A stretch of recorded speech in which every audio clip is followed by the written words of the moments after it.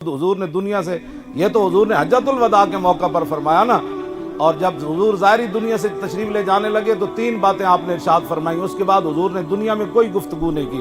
ایک تو فرمایا اخرج المشرکین من جزیرۃ العرب، میں دنیا سے جا رہا ہوں، جزیرہ عرب میں یہود و نصارہ کو نکال دینا ہے. یہ حضور نے آخری باتیں جو فرمائی، پہلی یہ فرمایا ان میں سے کوئی بندہ میرے جانے کے بعد جزیرہ عرب میں نہ رہے.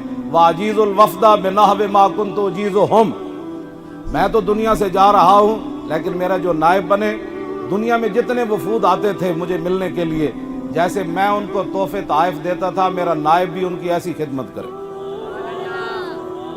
ایسی خدمت کرے. دوسری بات، تیسری بات کے بارے میں 6 قول ہیں کہ حضور نے یہ بات فرمائی، یہ بات فرمائی، یہ بات فرمائی.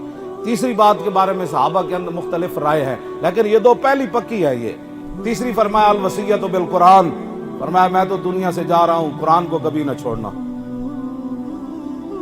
لشکر اسامہ کے بھیجنے کی بھی باری آئی. پھر اس کے اندر النساء حضور نے فرمایا. اے گل جڑی میں کرنا چاہتا، آخری جڑی حضور نے گفتگو فرمائی، اس کے بعد حضور نے دنیا میں ظاہری میں گفتگو نے فرمایا النساء کی مطلب اتقوا النساء، فرمایا عورتوں کے بارے میں اللہ سے ڈرنا، عورتوں کے بارے میں اللہ سے ڈرنا، عورتوں کے بارے میں اللہ سے ڈرنا، ان پر کوئی زیادتی نہیں کرنی.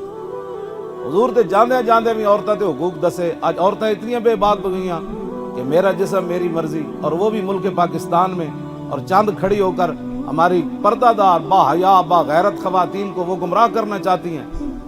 جب کلمہ پڑھ لیا تو اب مرضی اللہ رسول کی چلے گی. ہاں اب مرضی ختم ہو گئی، اب مرضی ختم ہو گئی. یہ ہمارے معاشرے کو کیا گندا کرنا چاہتے ہیں یہ لوگ، ان کو کوئی سمجھ ہے یہ کیا کرنا چاہتے ہیں؟ آپ حضرات ہر مسلمان پر لازم ہے، اقبال کہندا لرزم